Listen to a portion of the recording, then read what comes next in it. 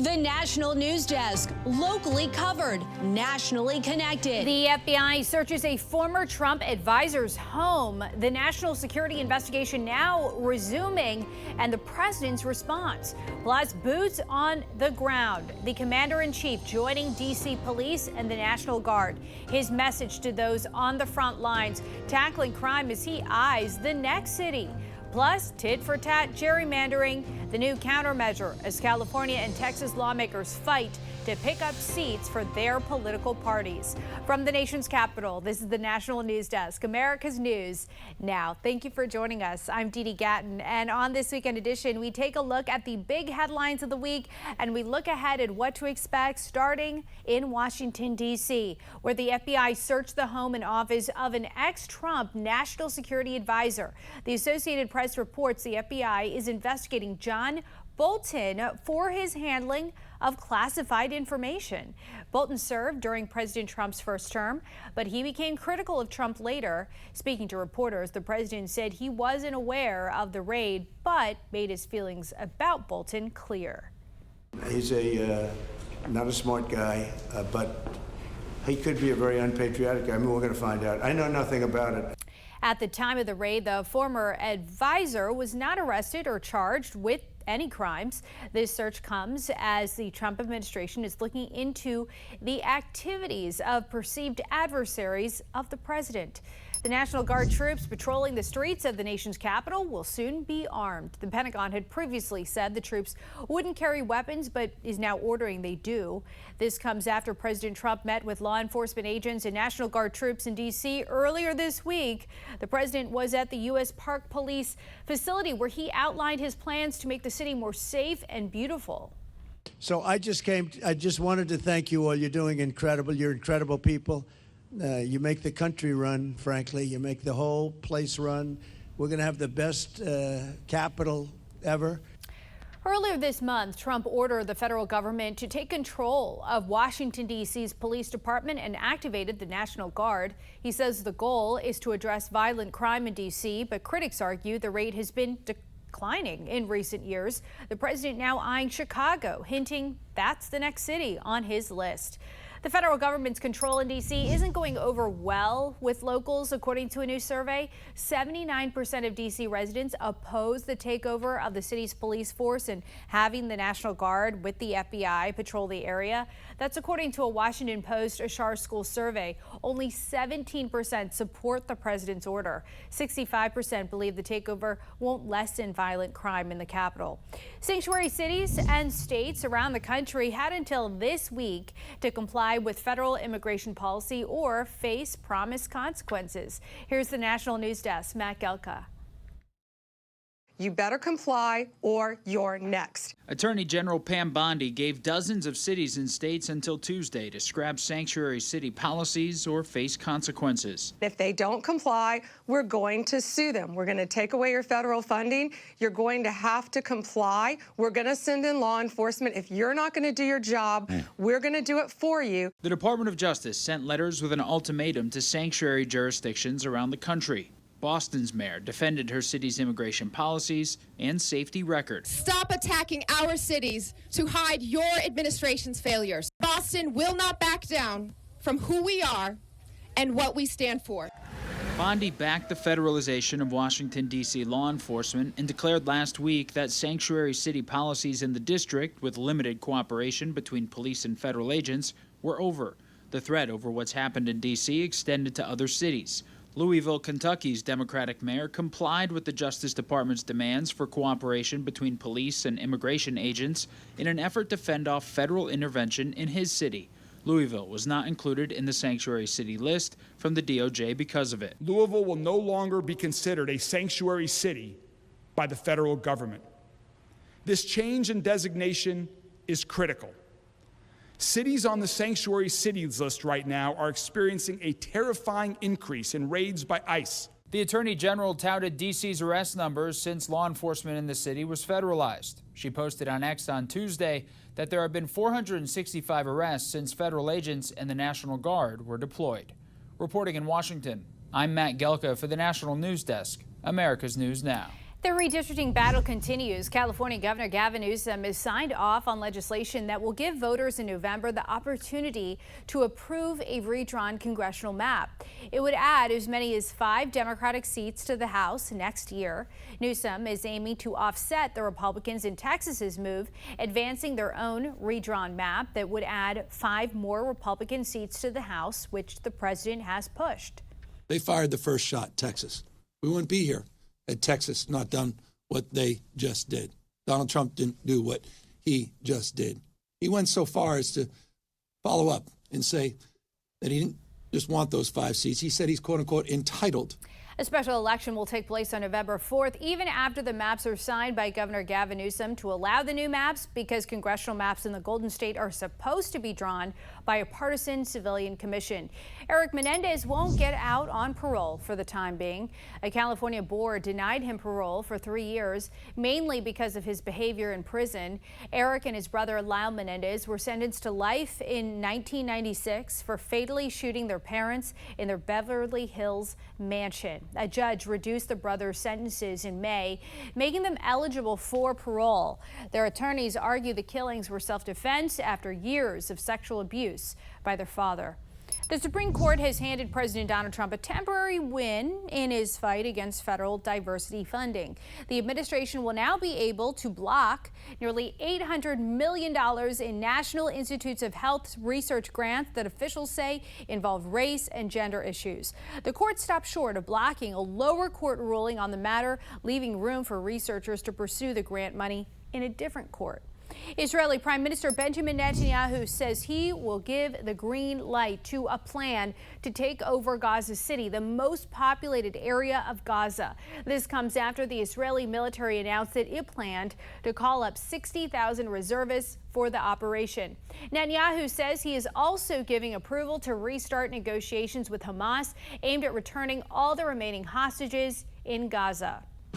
U.S. Citizenship and Immigration Services is changing the way it decides who qualifies for U.S. citizenship, and it's not going to be as simple as it used to be. Let's go to Emma Withrow from the Fact Check team. And so for one, I was reading about this, and it seems like expansion with social media vetting, that's going to be an important component. What else? Yeah, it's interesting. So USCIS basically just issued a whole new policy alert clarifying how officers weigh discretionary factors in immigration cases. So basically situations where approval isn't just automatic, officers are now going to use their own judgment. So the main point here really is that any support for anti-American or terrorist groups, including anti-Semitic organizations, is now going to carry actually overwhelmingly negative weight when it comes to applying to be a U.S. citizen. They're going to be digging into applicants' online presence, also their social media profiles, so way more stringent process, it sounds like. Right, and as you mentioned, so it's less about eligibility requirements, more about discretion. Exactly, yeah, it's going to come down to the discretion of the officers who are looking over these applications. So first, an applicant has to meet all of those standard requirements, but then after that, USCIS can exercise discretion when looking at kind of the whole picture of who they are. So officers are going to weigh, even positive factors like their family ties or community contributions, but also negative factors. So now if they're supporting or promoting extremist or anti-American ideologies, it's really treated as a major red flag and pretty much can completely block their approval from the citizenship process. Yeah, so it's a massive change. Emma, thank you so much. Thanks. A little later on, Emma will be back to break down additional changes to the U.S. citizenship process. Could it help those who have made some minor mistakes in their past? We'll explain coming up next. Coming up, concerns declassified. A look into the allegations that the government shut down an investigation into the Clinton Foundation. Plus, 2 major bank executives now speaking out, claiming they were pressured to debank. Who reportedly told them to bend the rules, all for political reasons.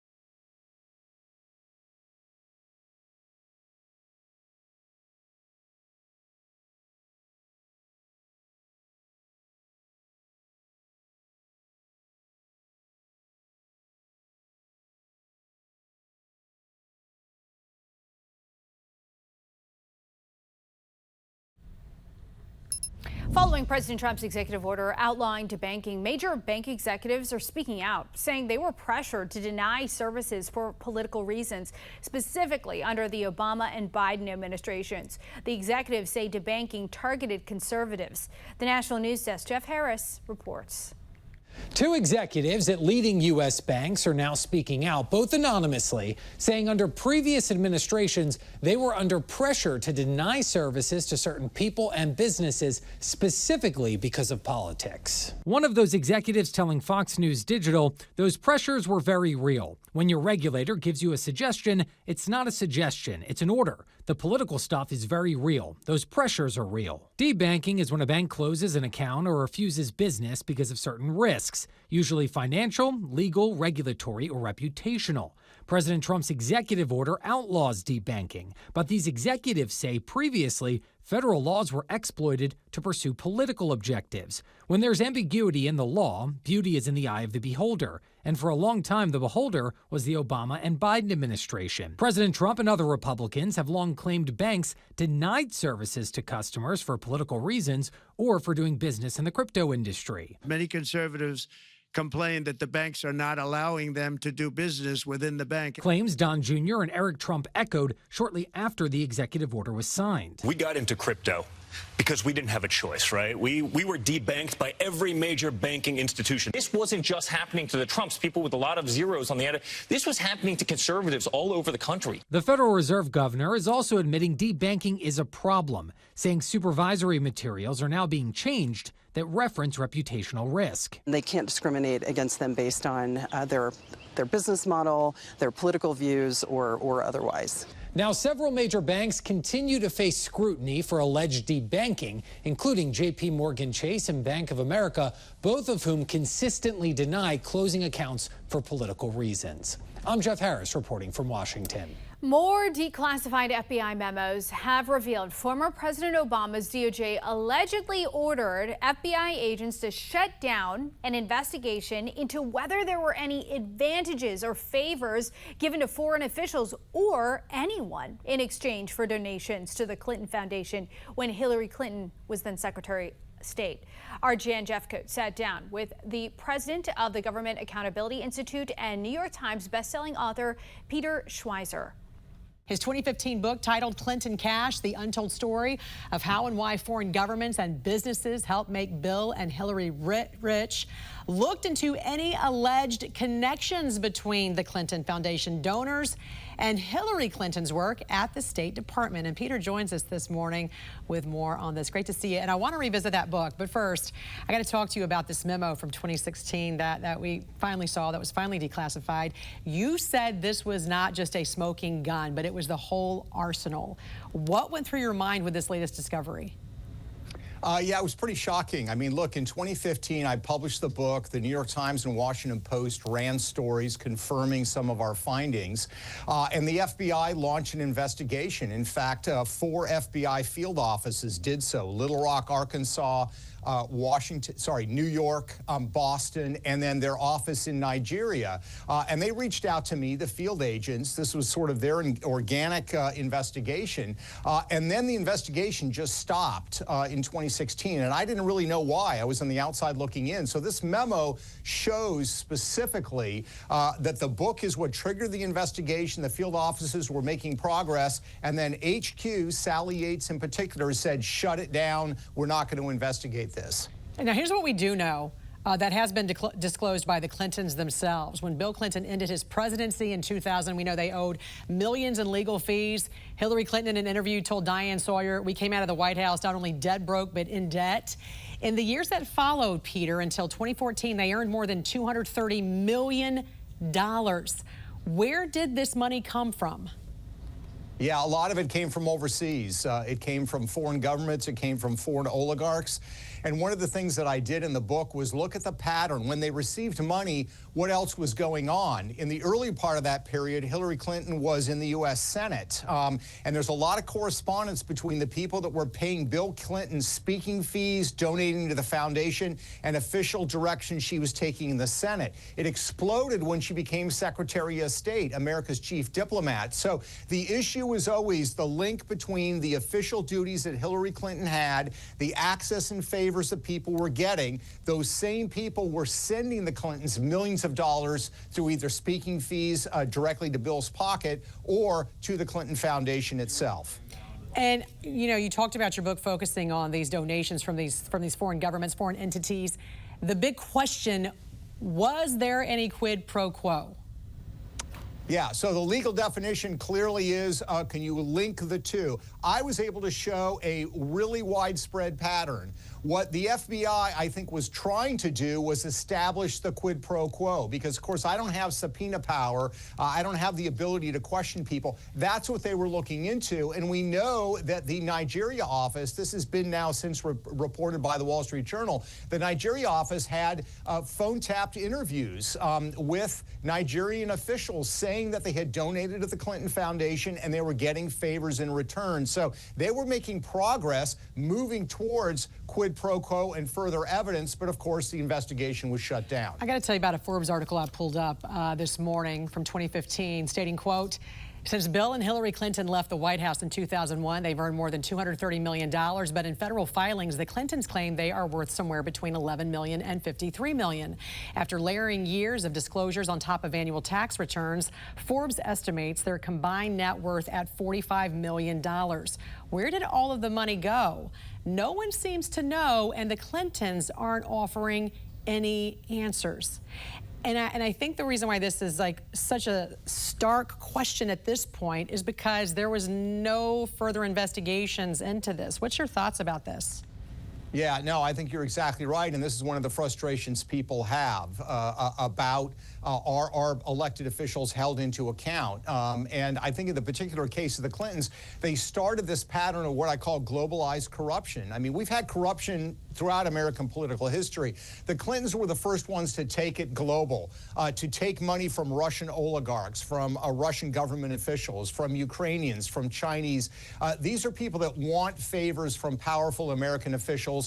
They're very corrupt political systems, and that makes it more daunting and more challenging. It also makes it easier for American elected officials to hide money, potentially in overseas bank accounts, et cetera. So we've got to get a handle on this globalized corruption.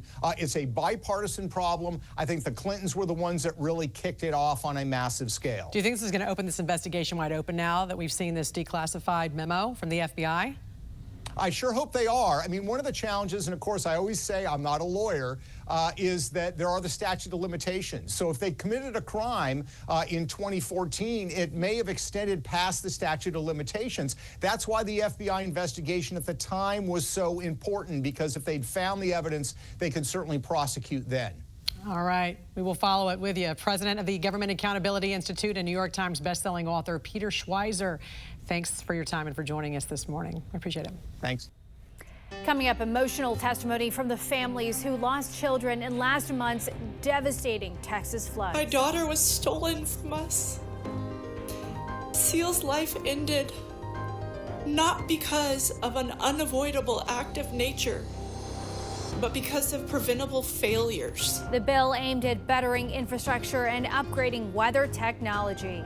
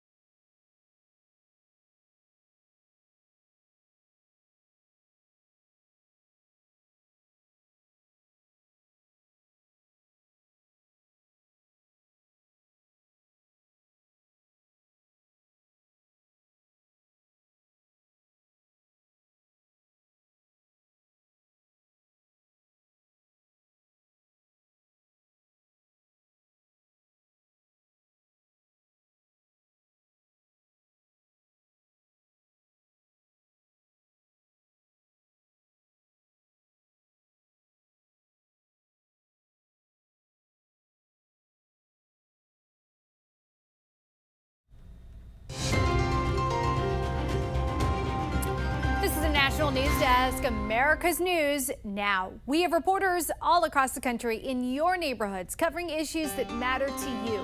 From Utah, where a community honored 2 fallen officers, to Newport, Rhode Island, where police released the body cam video of the arrest of a state assistant attorney general.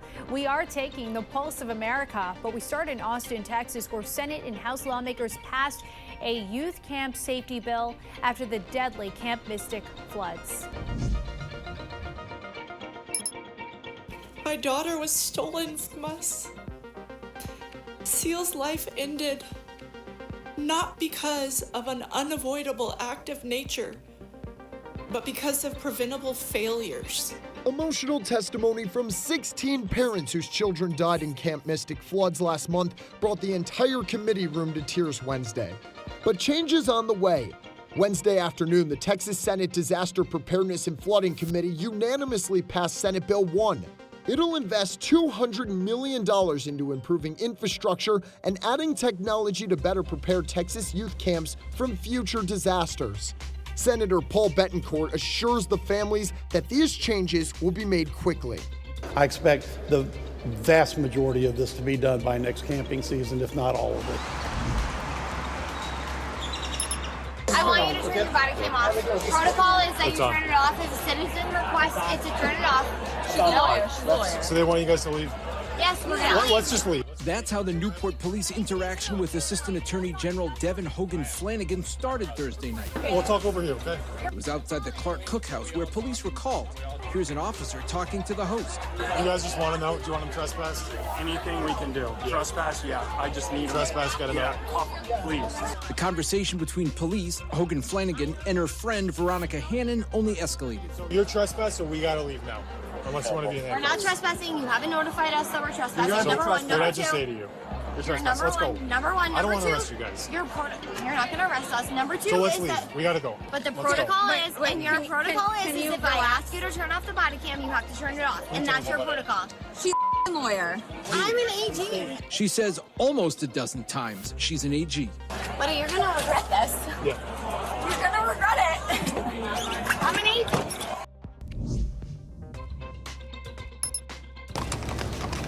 Two riderless horses in remembrance of Sergeant Lee Sorensen and Officer Eric Estrada, led by Sergeant Sorensen's children. I bet that means a lot to his family and to our community. A community that was shocked and shaken by the news that 2 officers from their small police department were taken from them, but has since rallied behind them. If you don't have each other, then you have nothing. Thousands of people lined Tremont Street to show support and be around each other and enjoy a well-known Tremontan tradition. What does the parade mean to the community? I mean, it's everything. We come out every year, never miss it. It's what brings us all together. Brant Dankers and his family made homemade shirts to remember the officers and their families. Everything to show our support for those that have fallen. Love to see it. Coming up, we'll take a look at what's trending online. The White House cracking down on renewable resources, why they're saying no to wind and solar projects.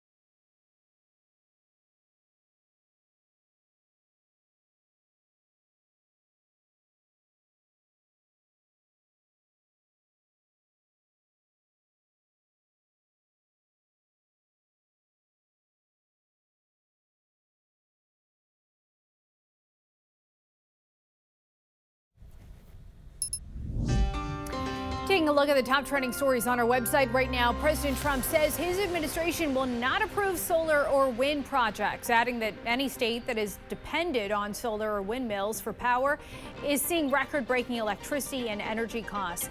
Federal prosecutors in the Sean Diddy Combs case are urging a federal judge to reject his latest acquittal request. Combs faces up to 20 years in prison for each prostitution-related charge. His sentencing is on October 3rd.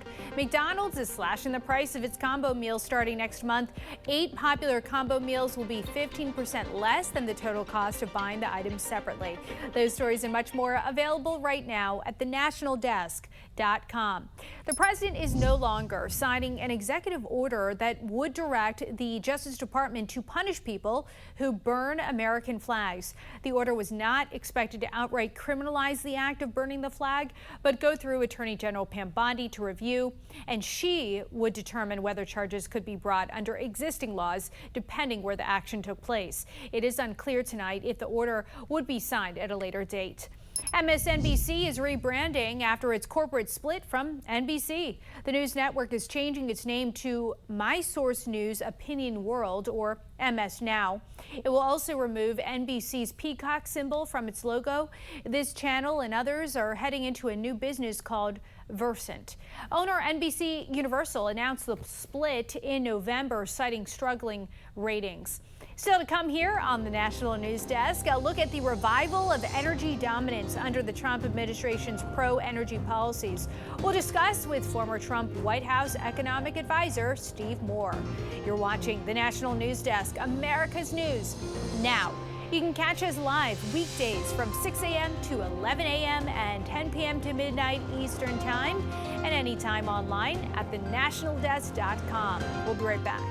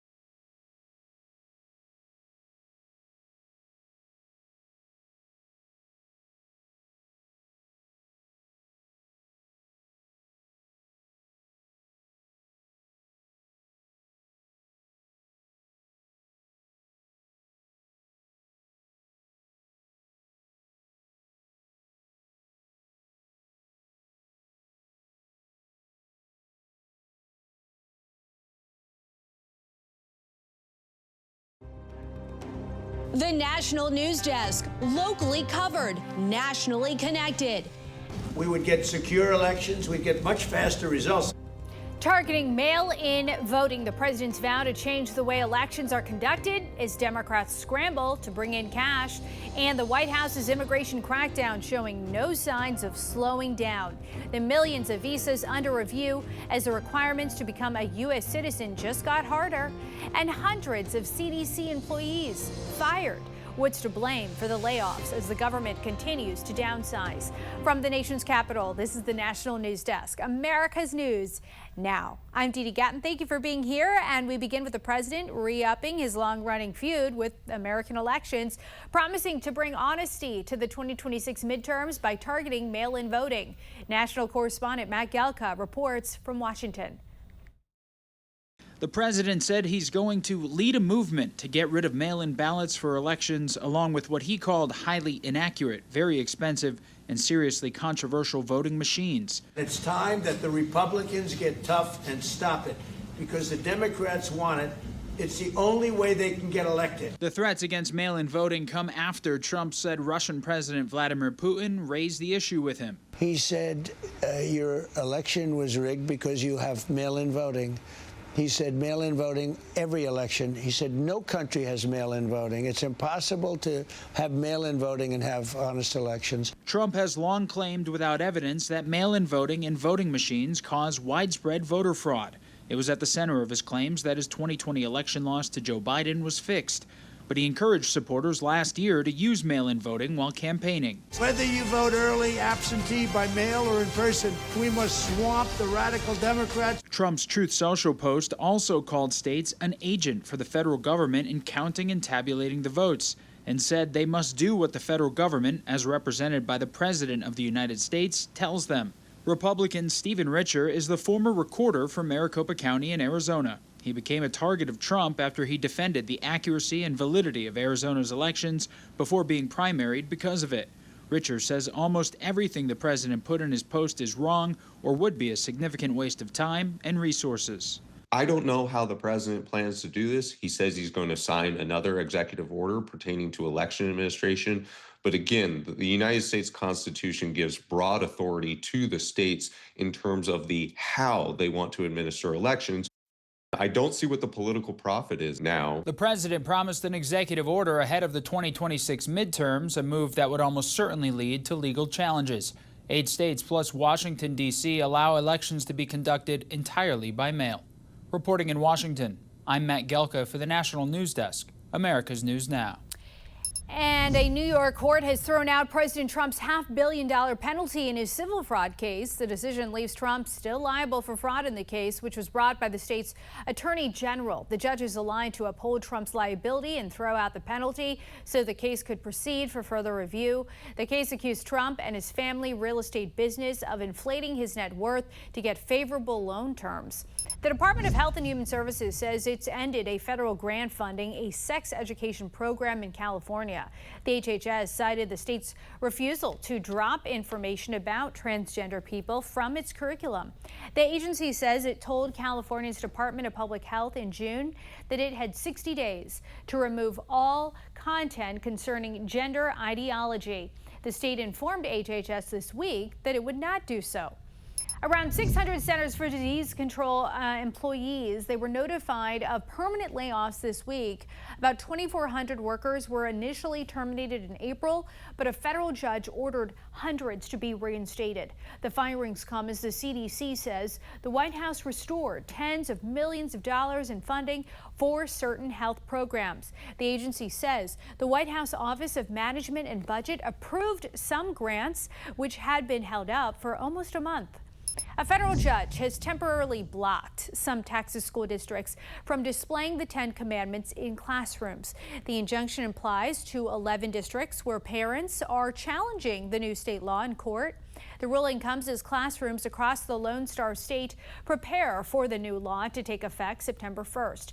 In a statement, Texas Attorney General Ken Paxton said he would appeal the decision. Paxton called the 10 Commandments a cornerstone of Texas's moral and legal heritage. The records of all 55 million foreigners who hold U.S. visas will now be reviewed by the White House for potential deportable violations. Officials say a person's visa will be revoked and they will be subject to deportation if any violations are found. Earlier this week, the State Department said it has revoked more than 6,000 student visas this year. The requirements for becoming a U.S. citizen just changed. U.S. Citizenship and Immigration Services is no longer looking at applications as a yes or no checklist, but more as an overall view of the applicant's character. Let's go to Emma Withrow from the Fact Check team. So it's my understanding USCIS, they'll be screening for anti-Semitic views, and that, of course, includes anti-Semitic ideologies. It does, yeah. So that's all correct here. USCIS says that applicants who promote or support terrorist or extremist groups will face an overwhelmingly negative impact on their application. So the agency here is really just emphasizing that U.S. citizenship is a privilege, not a right, and they want to ensure that new citizens embrace American values is how they're phrasing it. Now, they'll also be looking online and screening applicants' social media profiles to verify this type of stuff, so it'll be a whole new process, it sounds like. And I'm sure that there will be questions about the timing of the changes. What is the agency saying? Exactly. So from what I found, USCIS really is changing these things because the goal is to make naturalization reflect a full picture of who someone is, not just their legal history. So it really emphasizes that citizenship is more than a legal status. It's a commitment to participate responsibly in society, and that comes with all different sorts of things. All right, Emma, thank you so much. For more on this Fact Check team topic, including links to their sources, scan the QR code on your screen or visit thenationaldesk.com. President Trump says the Federal Reserve governor should resign or be fired over claims of mortgage fraud. That after the head of the Federal Housing Finance Agency, Bill Pulte, says Lisa Cook claimed 2 properties properties as her primary residence at the same time. He says that possibly gave her beneficial loan terms. He's asking the DOJ to criminally investigate her. If she did this, she did this. We have an obligation to report it. And it wouldn't matter whether, she was a Republican or Democrat. It is what it is. Like President Trump, Pulte is on the record wanting the Federal Reserve Board to lower interest rates. The Fed declined a response. There has been a surge in oil and gas production thanks to President Trump's pro-energy policies. Our Jen Jeffcoat sat down with former White House economic advisor Steve Moore to discuss this and more money headlines. Compare what we're seeing now under Trump versus Biden and Biden's anti-fossil fuel climate policies. Yeah, energy is a big issue where these two presidents took diametrically opposite approaches. So Trump is into, as you called it, drill, baby, drill. And we're seeing some of the fruits of that. The major Department of Energy statistical division just came out with numbers showing that we will reach an all-time high, Jan, in both oil and natural gas production here in the U.S. of A., which is great news. It creates a lot of jobs. It creates more energy independence for the U.S. But also, there's a really kind of positive feature to this for consumers, which is that the Department of Energy now says that gas prices by the end of the year will fall below $3 a gallon, and that's good. Now, some areas of the country already have $3 a gallon, but some of these states like California are still paying $4 or $5 a gallon. So that will be some relief at the gas pump. Will California ever go down to $3? Because, right? Because it's with their taxes, it's all their regulations. Yes. So if you live, and I know you have a lot of viewers in California, so you're paying about $1 to $1.50 a gallon more than the rest of the country because of all those regulations. You're right, But John. you can't blame it on the federal government because, as we said, that is a California thing. Now, you gave some real numbers there, but a new poll shows Americans don't trust government stats anymore, and really, who can blame them when we see these accusations of crime stats being represented, that conflict jobs data, especially during the Biden administration, and even this admission to a census miscount. How do we fix this? Yeah, great question. First of all, the fact that 2/3 of Americans don't really trust these government statistics is because they've become increasingly unreliable. We've been seeing that in the jobs numbers that are just going up and down and up and down, and we just don't know what to trust when those employment numbers come out. And that's a problem because so much of our policy is dictated by those numbers. But also the Census Bureau admits that when they did their decennial census back in 2020, that they undercounted the number of people living in red states like Florida and Texas, and they overcounted the number of people in New York, New Jersey, and Illinois. And that, by the way, that had some political ramifications because the blue states probably got 3 or 4 more congressional seats than they should have because of a faulty census. So we need to do a much better job, Jan, in fixing how we count jobs, incomes, how many people live where. These are really important for our country. I think you just nailed it, too. It's outrageous when you think about it. It's not just the fact they might have gotten 4 more seats. It's also the dollars that are sent to these states, because those are also based on the number of people. So they're, that right there is a story we're going to continue following. Yes, because, Jan, you're making a really important point. Thank you. That the way we allocate federal dollars to states is determined in no small part by how big their population is. So some states are getting screwed by this, and other states are getting a windfall. We got to have more accurate numbers. Speaking of numbers, how much has the real median income for households jumped under Trump versus Biden? Yeah, so we just have the official statistics in now that under Trump's first term, incomes for median families, they went up about $6,000. Under Biden, only $500 in his 4 years. So about a 10 times higher gain under Trump than under Biden. And so far this year, the good news is that incomes are rising again, even after you adjust for inflation. And a lot of that is due to the fact that inflation has come down a lot. We're getting some good numbers on inflation, which is really important. There's 2 areas, by the way, Jan, where prices continue to rise, and that's coffee. I don't know if you bought coffee lately, but coffee is getting really expensive, and beef. So those are the 2 things, and I think the tariffs have something to do with that. They've risen the price of the, if you want coffee beans from Brazil, you're paying more for it. And beef, has had problems too. You know, Steve, I love me some meat. I do not drink coffee. Isn't that crazy? Okay. I get up at 1 o'clock in the morning and I never. And you have to get up early in the morning, I too. do. Usually my alarm goes off around, midnight or a little after. So, yeah. I don't like coffee. I know. It's crazy. Former White House Economic Advisor Steve Moore, always good to see you, sir. Thanks for joining us. Thank you, John. Well, it's been a bumpy summer for the travel industry. Economic headlines and uneasiness led many Americans to pull back on splurges, but Labor Day weekend may offer opportunities for last-minute getaways that don't break the bank. AAA says their data for the holiday weekend shows gas prices staying steady, average hotel rates 11% lower than in 2024, and domestic airfares 6% lower. A lot of travelers this summer sort of waited and waited to decide if they were going to actually spend on a summer trip. So what we saw over the summer is a lot of last minute or close-in bookings for summer travel. But the uncertainty has also prompted airlines to pare down schedules, and fewer seats can mean higher airfares. So to come, our team of correspondents breaks down this week in Washington, from the White House joining TikTok to a tariff deal with the European Union.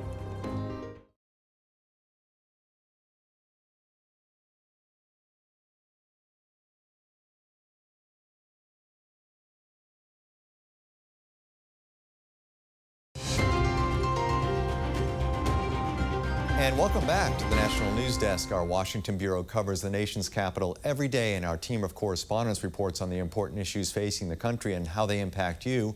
As the deadline looms for TikTok's parent company to either sell or shut down the social media platform, the White House joined it this past week. I am your voice. The White House's new TikTok account comes as TikTok is in court facing allegations it designed its algorithm to be, quote, highly addictive to minors, and that TikTok deceived young users and parents about the platform's safety.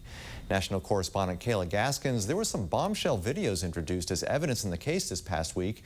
Tell us about that.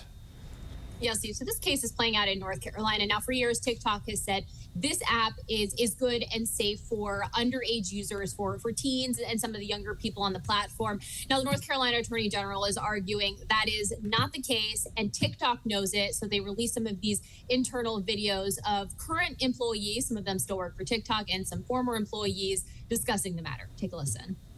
Unfortunately, some of the stuff that people find interesting are not always the most healthy. We obviously wanted people to spend as much time as possible on TikTok, which can be in contrast to what is best for your mental health.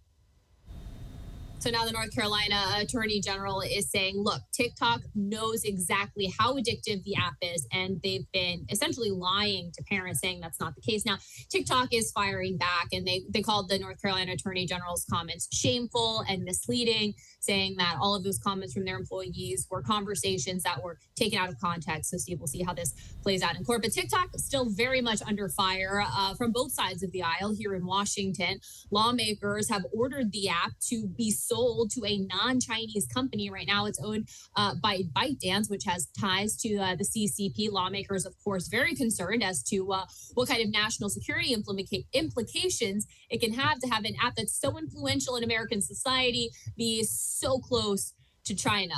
So they've implemented deadline after deadline. Those deadlines keep pushing back for the app to be sold. And the White House is now on TikTok. They got on TikTok this week, as we just saw in the video, Steve, that you showed. So right now, the current deadline for TikTok is September 17th to be sold or cease operations here in the United States. There's no rumblings of any sale, so we'll see if Donald Trump will give them yet another extension.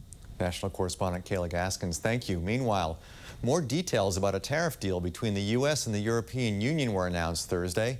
National correspondent Audra Elnishar, you've been covering President Trump's tariffs very closely. What more did we learn this week about the U.S.-EU deal? Well, Steve, the biggest takeaway for Europe is that those previously announced 15% tariffs on their products coming into the U.S. will now be a blanket cap. And this spares strategic European sectors like pharmaceuticals and semiconductors from some triple-digit tariffs that the president has been threatening. So for the U.S., the EU has agreed to make major investments on the flip side then in the United States to ramp up purchases of American military equipment and food products. So really both sides are selling it here as a win. Take a listen. This is the most favorable trade deal the U.S. has extended to any partner. We're getting $750 billion worth of LNG purchases. We're getting $600 billion of investment here in the U.S. in our strategic sectors. Now, of course, the EU never wanted to get into these negotiations. It's President Trump who started this global trade war, but Europe is reassuring their citizens they won't be the ones to bear the burden of these 15% tariffs. They're stressing to them that it's the American importer who pays, and that in the end, it's usually the consumers, in this case, the U.S. consumers, who indirectly pay for the tariffs. The White House, though, of course, selling the opposite message to Americans, saying it's exporters who will eat the cost. But of course, just this week, Steve, we saw Home Depot and Walmart, too, telling shareholders in their quarterly earnings that they are pushing up prices because of tariffs. National correspondents Audra Elnishar, Kayla Gaskins, terrific reporting as always. Thank you both for your hard work. Back to you. Colleges in the South are quietly becoming some of the hottest spots for higher education in America. The National News Desk, Angelo Brown explains. Southern colleges are booming, from Auburn to Clemson to the University of Texas. There were a lot of high school students in the Northeast decided to go to Southern universities because they realized it was cheaper and it was nicer weather and there was football. The numbers back that up. A new Higher Ed Drive report shows Southern enrollment jumped 4% this spring, outpacing every other U.S. region. The Northeast, a smaller bump, just 2%. Dr. Zachary Marshall, editor-in-chief of conservative college watchdog Campus Reform. At that same time, you had greater resistance to American values, to patriotism, more anti-Semitic, anti-American protests happening in the Northeastern schools, particularly than in the Southern schools. And those elite Northeastern schools, they're now under fire. In a historic move, Columbia University agreed to a $220 million settlement just to get its frozen federal funding back over campus protests and anti-Semitism concerns. Meanwhile, Harvard is bracing for an even bigger hit, a potential $500 million settlement tied to its own anti-Semitism controversy and frozen funding. In Washington, D.C., I'm Angela Brown. Coming up, new body cam footage shows a new angle of a viral altercation, how this Las Vegas woman got into a bind with the police, landing one on administrative leave.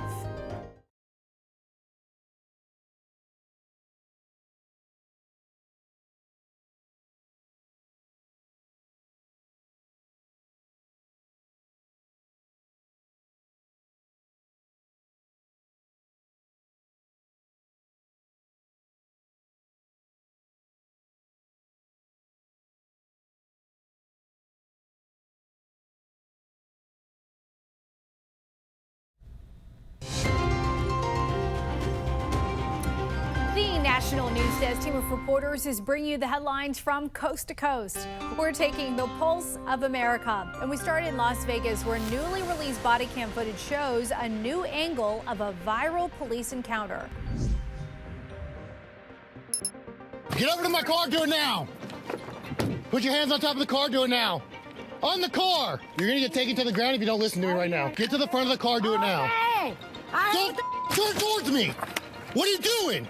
Get on the ground, roll over. Roll over. Sergeant Scott Allward shows the interaction before he hit and pinned 38-year-old Nikisha Kelly last October. Court documents say Kelly had been uncooperative and ignored lawful commands. This angle from nearby surveillance shows another view of that altercation. Kelly served 1 month in jail but had her case dismissed.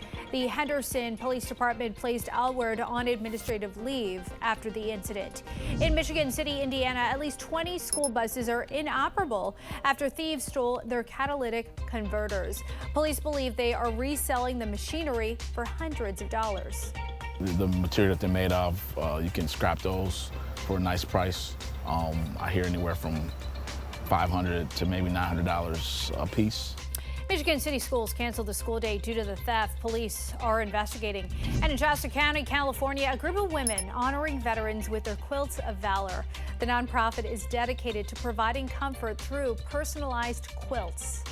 I come from a family of service members. I was not able to serve myself, so this is a way that I'm able to contribute back and say thank you for your service. Yeah, beautiful way to show gratitude. Quilts of Valor customizes quilts to fit each veteran's needs and stories. Still ahead, cracking down on Smithsonian museums, why the president is expressing his frustration, and a new way to go through TSA. The airport's testing a new biometric system to lessen your wait time.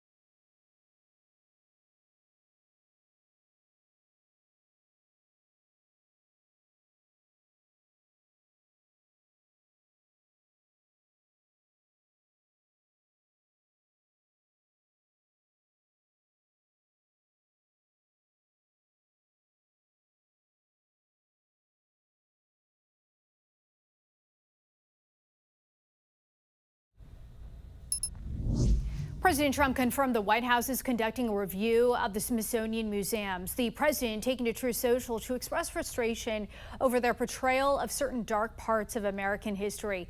He specifically attacked the institution's exhibits on slavery, calling them woke.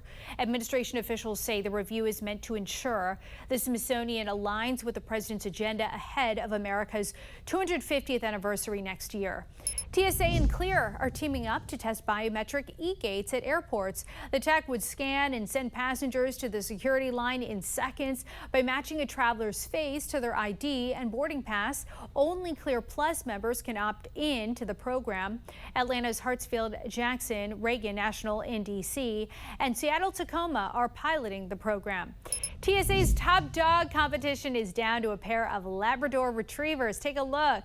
One will appear on the cover of TSA's 2026 K9 calendar.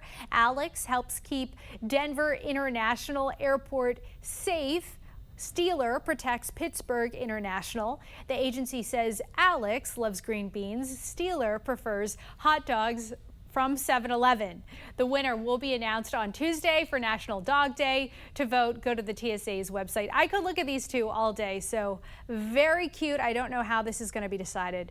That'll be all for us on the weekend edition of the National News Desk, America's News Now. Don't forget, you can catch us live from 6 a.m. to 11 a.m. and 10 p.m. to midnight Eastern Time. Check your local listings. You can also watch us online and catch up with the latest headlines on thenationaldesk.com. Thanks for watching the weekend edition of the National News Desk. I'm Dee Dee Gatton, and from all of us here, have a great week.